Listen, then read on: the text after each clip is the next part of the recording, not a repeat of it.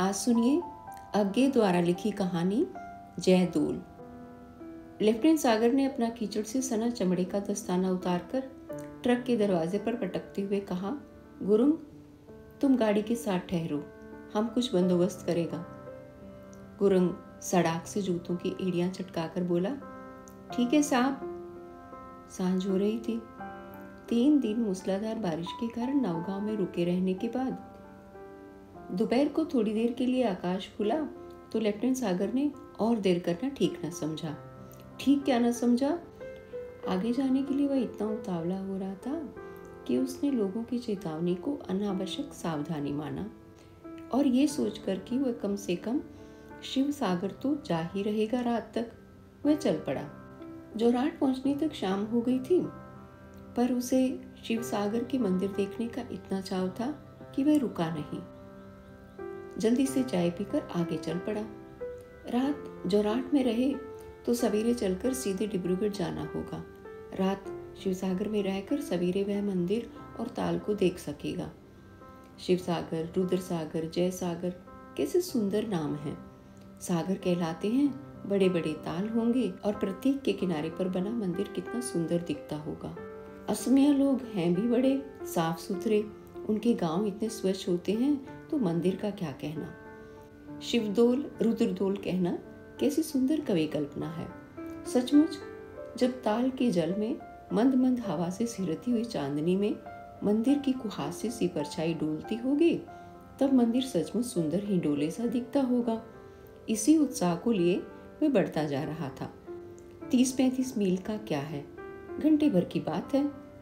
लेकिन 7-1 मील बाकी थे कि गाड़ी कच्ची सड़क के कीचड़ में फंस गई। पहले तो स्टीयरिंग ऐसा मक्खन सा नरम चला मानो गाड़ी नहीं नाव की पतवार हो और नाव बड़े से भंवर में हिचकोले खाती झूम रही हो।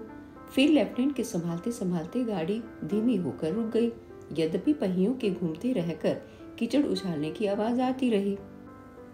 इसके लिए साधारणतः तैयार होकर ही ट्रक चलते थे, परंतु बेलचा निकाला गया। कीचड़ साफ करने की कोशिश हुई, लेकिन कीचड़ गहरा और पतला था। बेलचे का नहीं, पंप का काम था। फिर टायरों को लोहे की जंजीरें चढ़ाई गई। पहिए घूमने पर कहीं पकड़ने को कुछ मिले तो गाड़ी आगे ठिले, मगर चलने की कोशिश पर लीक गहरी कटती गई और ट्रक धंसता गया। यहाँ तक कि नीचे का गियर बॉक्स भी कीचड़ में डूबने को हो गया। मानो इतना काफी न हो, तभी इंजन ने 2-4 बार फट फट फटर का शब्द किया और चुप हो गया। फिर स्टार्ट ही ना हुआ। अंधेरे में गुरुंग का मुंह नहीं दिखता था और लेफ्टिनेंट ने मन ही मन संतोष किया कि गुरुंग को उसका मुंह नहीं दिखता होगा। गुरुंग गोरखा था और फौजी गोरखे की भाषा कम से कम भावना की दृष्टि से गूंगी होती है, मगर आंखें या चेहरे की झुर्रियां सब समय गूंगी नहीं होती। और इस समय अगर उनमें लेफ्टिनेंट साहब की भावुक उतावली पर विनोद का आभास भी दिख गया तो दोनों में मुख वैमनस्य की एक दीवार खड़ी हो जाएगी।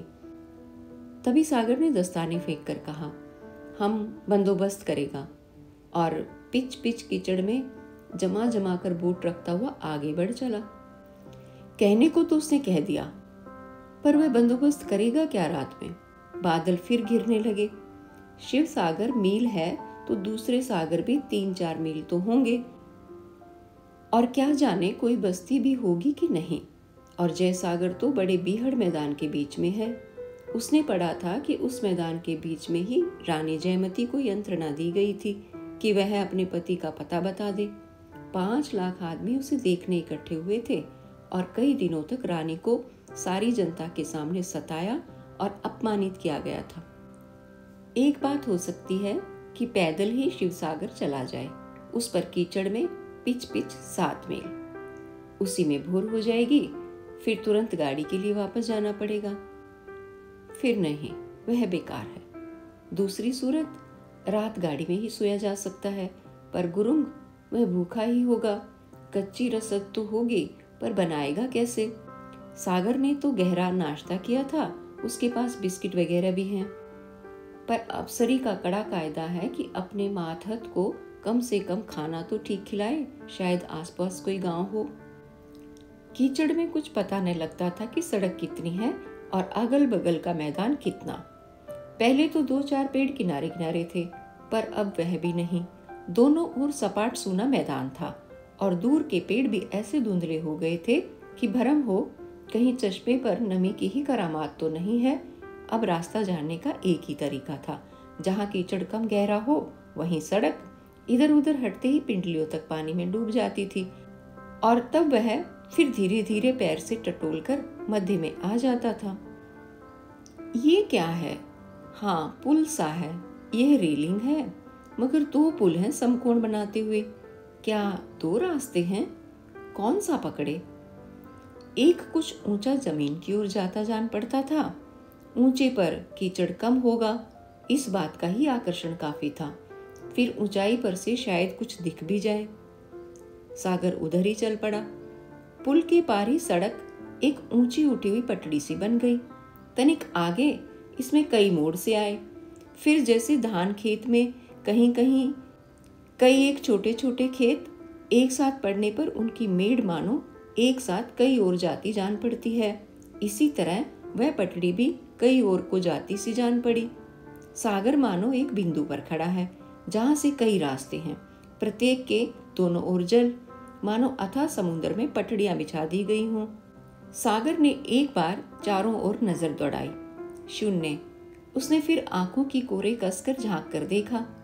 बादलों की रेखा में एक कुछ अधिक घनी सी रेखा उसे दिखी। बादल ऐसा समकोण नहीं हो सकता। नहीं, ये इमारत है। सागर उसी की ओर बढ़ने लगा। रोशनी नहीं दिखती, पर शायद भीतर कोई हो। पर जो जो वह निकट जाता गया उसकी आशा धुंधली पड़ती गई। यह असमिया घर नहीं हो सकता। इतने बड़े घर अब कहाँ हैं? फिर यहाँ जहाँ बांस और फूस के बासे ही हो सकते हैं, ईंट के घर नहीं। अरे, ये तो कोई बड़ी इमारत है। क्या हो सकती है? मानो उसके प्रश्न के उत्तर में ही सहसा आकाश में कुछ फीका पड़ा और सहसा धुंधला सा चांद भी झलक गया।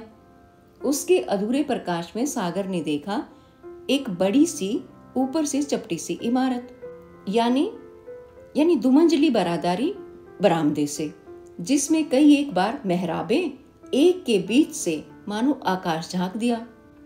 सागर ठिठक कर क्षण भर उसे देखता रहा। सहसा उसके भीतर कुछ जागा, जिसने इमारत को पहचान लिया।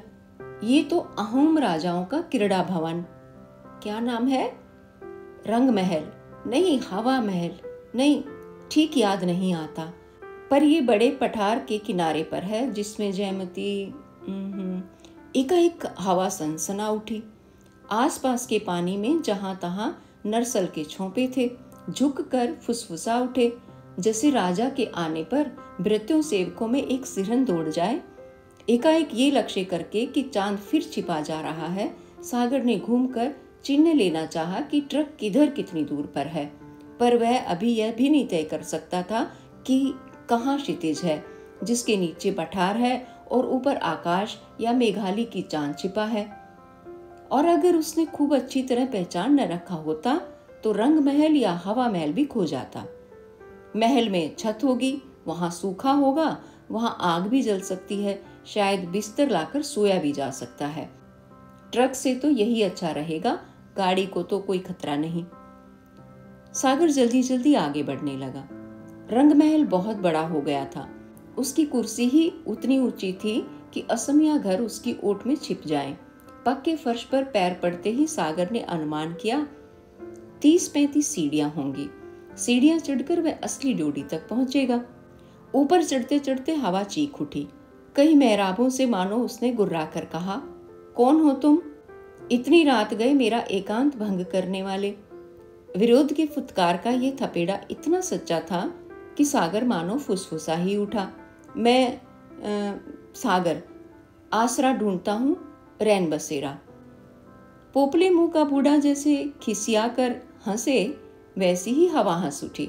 ही खी खी खी। ये हवा महल, अहोम राजा का लीला सागर, अहोम राजाओं का व्यसनी विलासी, छहों इंद्रियों से जीवन की लिसड़ी बोटी से छहों रसों को चूस कर उसे झंझोड़ कर फेंक देने वाले नरशंस लीला पिशाचों का। यहाँ आसरा, यहाँ बसेरा, ही खी खी खी। सीढ़ियों की चोटी से मेहराबों के तले खड़े सागर ने नीचे और बाहर की ओर देखा। शून्य, महाशून्य, बादलों में बसी नमी और ज्वाला से प्लवन, वज्र और बिजली से भरा हुआ शून्य। क्या उसी की गुर्राहट हवा में है या कि नीचे फैले नंगे पठार की, जिसके नितंबों पर दिन भर सड़ पानी के कोड़ों की बौछार पड़ती रही है?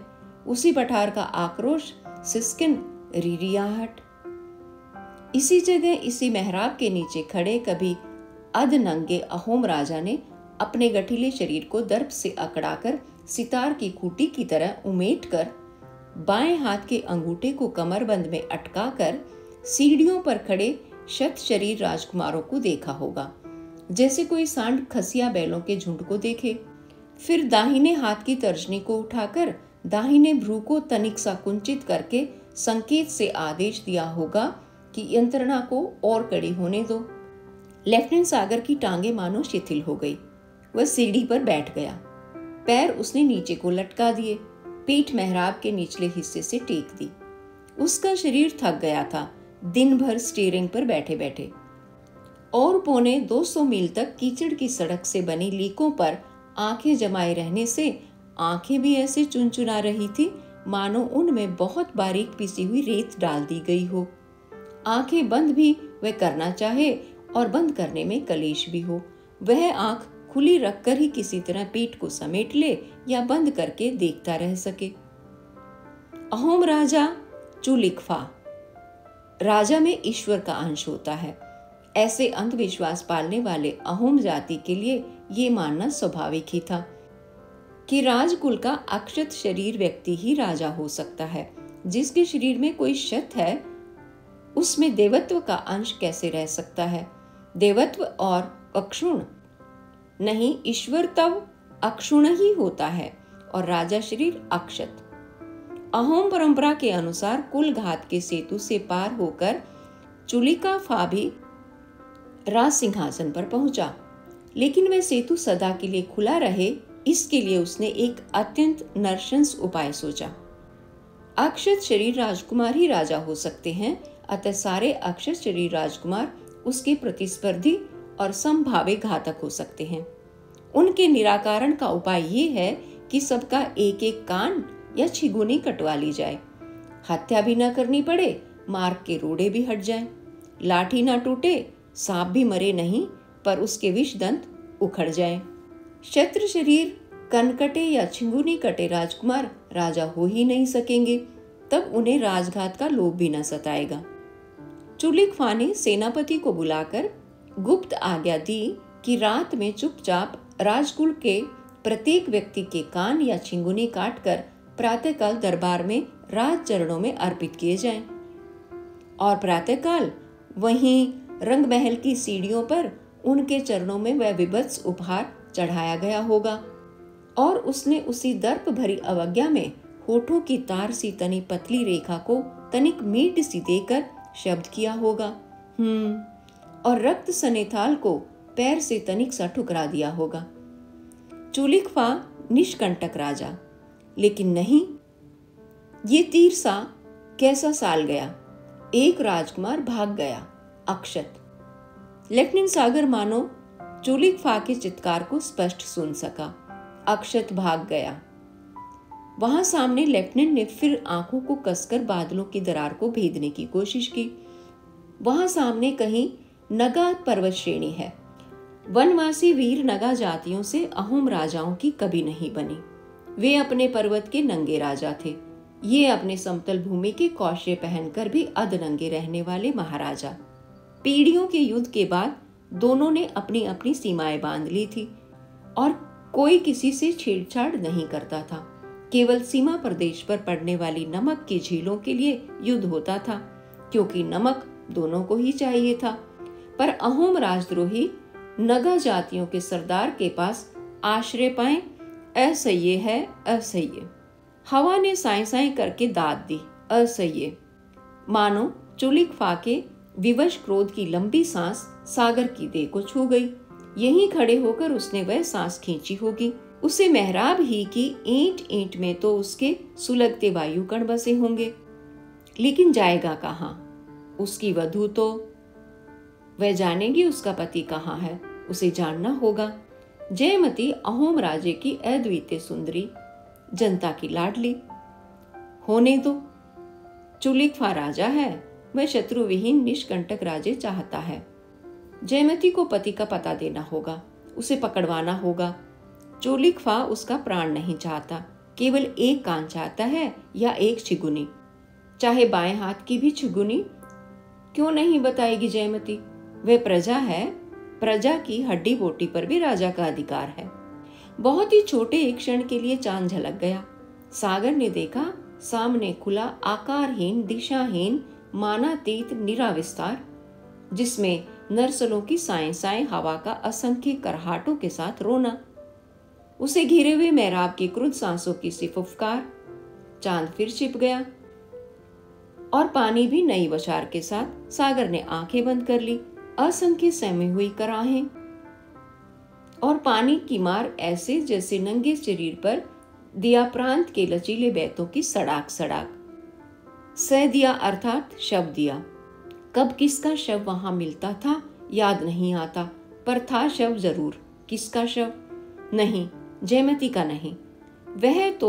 वह तो उन 5 लाख बेबस देखने वालों के सामने एक लकड़ी के मंच पर खड़ी है, अपनी ही अस्पर्शी लज्जा में, अभेदे मौन में, अटूट संकल्प और दुर्दमनीय स्पर्धा में लिपटी हुई। 7 दिन की भूखी प्यासी, घास और रक्त की कीच से लथपथ, लेकिन शेषनाग के माथे में ठुकी हुई कीलों की भांति अडिग, आकाश को छूने वाली प्रतिशिखा सी निष्कंप। लेकिन यह क्या? सागर तिल मिलाकर उठ बैठा, मानो अंधेरे में भूत ही सी दिख पड़ने वाली वह लाखों की भीड़ भी कांप कर फिर जड़ हो गई। जयमती के गले से एक बड़ी तीखी करुण चीख निकलकर भारी वायुमंडल को भेद गई, जैसे किसी थुल-थुल कछुए के पेट को मछेरे की बर्छी। सागर ने बड़ी जोर से मुठियां भींच ली। क्या जयमती टूट गई? ये नहीं हो सकता। नरसलों की तरह बिना रीढ़ के कीर्ति पड़ती इस लाख जनता के बीच वही तो देवदारू सी तनी खड़ी है, मानवता की ज्योतिषलाका। सहसा उसके पीछे से एक दप्त, रूखी, अवज्ञा भरी हंसी से पीतल की तरह झनझनाते स्वर ने कहा, मैं राजा हूं। सागर ने चौंक कर मुड़कर देखा। सुनहला रेशमी वस्त्र, रेशमी उतरिये, सोने की कंठी और बड़े बड़े अनगढ़ पन्नों की माला पहने अधनंगा एक व्यक्ति उसकी ओर ऐसी दया भरी अवज्ञा से देख रहा था जैसे कोई राह किनारे के कृमि कीट को देखे। उसका सुगठित शरीर, छीनी से तराशी हुई चिकनी मांसपेशियां, दर्पस्फीत नासाएं तेल सी चमक रही थी। आंखों की कोर में लाली थी जो अपनी अलग बात कहती थी। मैं मद भी हो सकती हूं, गर्भ भी, विलास लोलुपता भी, और निरी नरशंस नर रक्त पिपासा भी। सागर टुकुर टुकुर देखता रह गया, न उठ सका न हिल सका। वह व्यक्ति फिर बोला, जयमती। जयमती। अंगूठे और तर्जनी की चुटकी बनाकर उसने झटक दी, मानो हाथ का मैल कोई मसल कर फेंक दे। बिना क्रिया के भी वाक्य सार्थक होता है, कम से कम राजा का वाक्य। सागर ने कहना चाहा, नरशंस राक्षस, लेकिन उसकी आंखों की लाली में एक बाध्य करने वाली प्रेरणा थी। सागर ने उसकी दृष्टि का अनुसरण करते हुए देखा, जयमती सचमुच लड़खड़ा गई थी। चीखने के बाद उसका शरीर ढीला होकर लटक गया था। कोड़ों की मार रुक गई थी। जनता सांस रोक के सुन रही थी। सागर ने भी सांस रोक ली। तब मानो स्तब्धता में उसे अधिक स्पष्ट दिखने लगा। जयमती के सामने एक नया बांका खड़ा था। सिर पर कलगी, गले में लकड़ी के मुंडों की माला, मुंह पर रंग की व्योघ्रोपम रेखाएं, कमर में घास की चटाई की कोपिन, हाथ में बर्छी। और वह जयमती से कुछ कह रहा था। सागर के पीछे एक दर्प स्फीत स्वर फिर बोला। चुलिकफा के विधान में हस्तक्षेप करने वाला वह डीठ नगा कौन है? पर सहसा उस नगे व्यक्ति का स्वर सुनाई पड़ने लगा और सब चुप हो गए। जयमती, तुम्हारा साहस धन्य है। जनता तुम्हें देवी मानती है, पर और अपमान क्यों सहो? राजा का बल अपार है। कुमार का पता बता दो और मुक्ति पाओ। अब की बार रानी चीखी नहीं। शिथिल शरीर फिर एक बार करहा कर रह गई। नगावीर फिर बोला, चुलिकफा केवल अपनी रक्षा चाहते हैं, कुमार के प्राण नहीं। एक कान दे देने में क्या है, या छिगुनी, उतना तो कभी खेल में या मल युद्ध में भी जा सकता है। चुलिकफा डरपोक है, डर नरशंस होता है। पर तुम कुमार का पता बताकर अपनी मान रक्षा और पति की प्राण रक्षा कर सकती हो। सागर ने पीछे सुना है, और मुड़कर देखा। उस व्यक्ति के चेहरे पर एक क्रूर कुटिल मुस्कान खिल रही है। सागर ने उद्धृत होकर कहा, क्या? वह व्यक्ति तनकर खड़ा हो गया। थोड़ी देर सागर की ओर देखता रहा, मानो सोच रहा हो इसे क्या उत्तर दे। फिर और भी कुटिल होठों के बीच से बोला, मैं चुलिकफा डरपोक, अभी जानेगा, पर अभी तो मेरे काम की कह रहा है। नगावीर जयमती के और निकट जाकर धीरे धीरे कुछ कहने लगा। चुलिकफा ने भौं सिकोड़ कर कहा, क्या फुसफुसा रहा है? सागर ने आगे झुककर सुन लिया। जयमती, कुमार तो अपने मित्र नगा सरदार के पास सुरक्षित है। चुलिकफा तो उसे पकड़ ही नहीं सकता। तुम पता बताकर अपनी रक्षा क्यों ना करो? देखो तुम्हारी कोमल देह। आवेश में सागर खड़ा हो गया, क्योंकि उसके कोमल देह में एक बिजली सी दौड़ गई और उसने तन कर सहसा नगावीर की ओर उन्मुख होकर कहा, कायर नपुंसक, तुम नगा कैसे हुए? कुमार तो अमर है। कीड़ा चुलिकफा उन्हें कैसे छुएगा? मगर लोग क्या कहेंगे? कुमार की रानी जयंती ने देह की यंत्रणा से घबराकर उनका पता बता दिया। हट जाओ, अपना कलंकी मुंह मेरे सामने से दूर करो। जनता में तीव्र सिहरन दौड़ गई। नरसल बड़ी जोर से कांप गए। गंदले पानी में एक हलचल उठी, जिससे लहराते गोलवृत्त फैले कि फैलते ही गए। हवा फुफकार उठी, बड़े जोर की गड़गड़ाहट हुई। मेघ और काले हो गए। ये निरी रात है या महानिशा की यंत्रणा की रात, 7वीं रात की 9वीं रात? और जयमती क्या अब बोल भी सकती है? क्या यह उसके दृढ़ संकल्प का मौन है कि अशक्तता का? और यह वही भीड़ है, नई भीड़, वही नगावीर, कि दूसरा कोई भीड़ में कई नगे बिखरे हैं? चुलिकफा ने कटु स्वर में कहा, फिर आया वह नगा।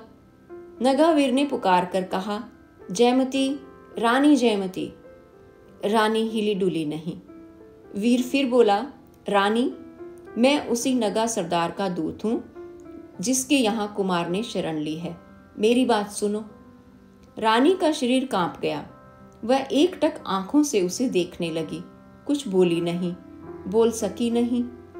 चुलिकफा ने वहीं से आदेश दिया, पानी दो, इसे बोलने दो। किसी ने रानी के होठों की ओर पानी बढ़ाया। वह थोड़ी देर मिट्टी के कसूरे की ओर वितृष्ण दृष्टि से देखती रही।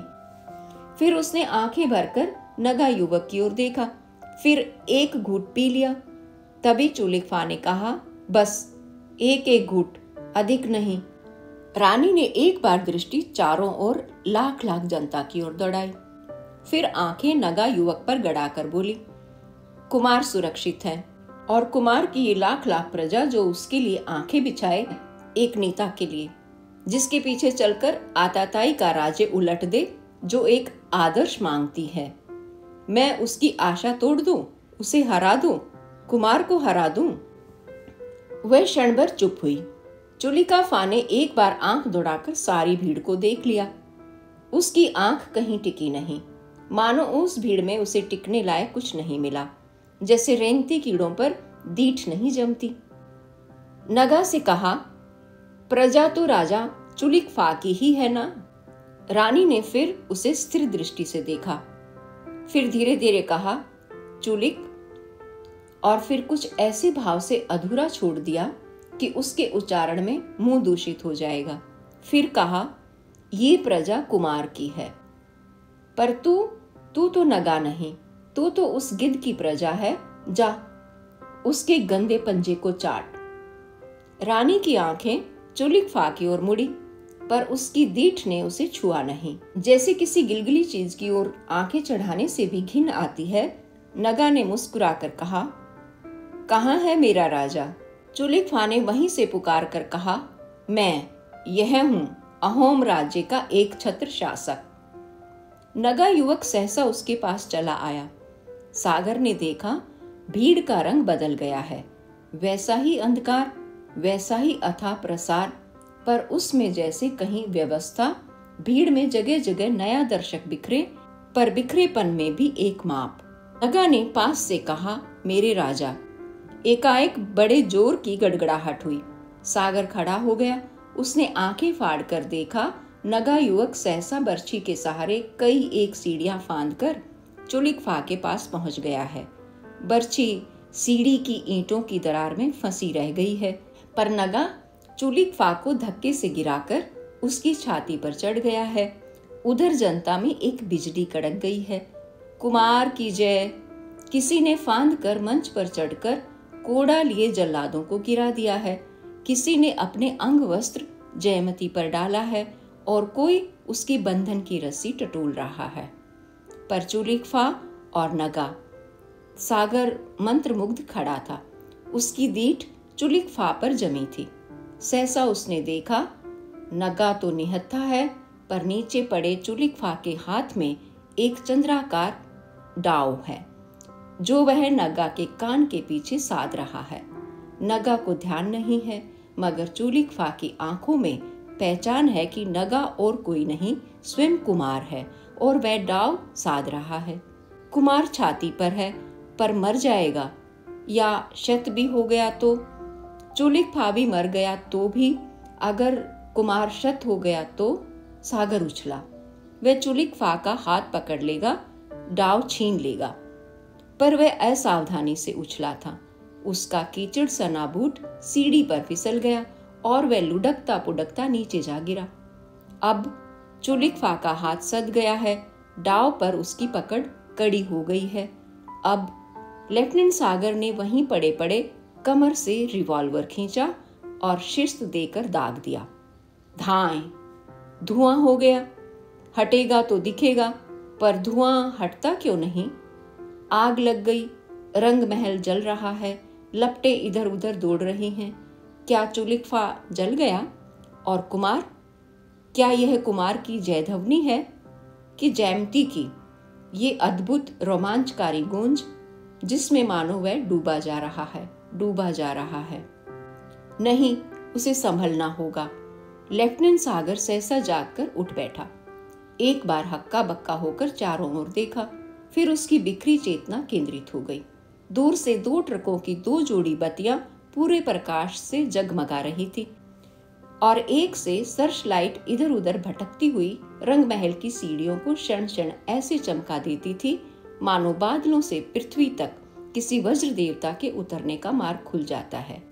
दोनों ट्रकों के हॉर्न पूरे जोर से बजाए जा रहे थे। बौछारों से भीगा हुआ बदन झाड़कर लेफ्टिनेंट सागर उठ खड़ा हुआ। क्या वह रंग महल की सीढ़ियों पर सो गया था? एक बार आंखें दौड़ाकर उसने मेहराब को देखा। चांद निकल आया था। मेहराब की ईंटें दिख रही थी। फिर धीरे धीरे उतरने लगा। नीचे से आवाज आई, साहब, दूसरा गाड़ी आ गया, टो करके ले जाएगा। सागर ने मुंह उठाकर सामने देखा और देखता रह गया। दूर चौरस ताल चमक रहा था, जिसके किनारे पर मंदिर भागते बादलों के बीच में कांपता हुआ, मानो शुभ्र चांदनी से ढका हुआ हिंडोला। क्या एक रानी के अभिमान का प्रतीक, जिसने राजा को बचाया, या एक नारी के साहस का, जिसने पुरुष का पथ प्रदर्शन किया, या कि मानव मात्र को अदम्य स्वातंत्र्य प्रेरणा का अभीत? अजय जयदोल। इस कहानी को लिखने का स्थान दिल्ली और सन सितंबर 1950।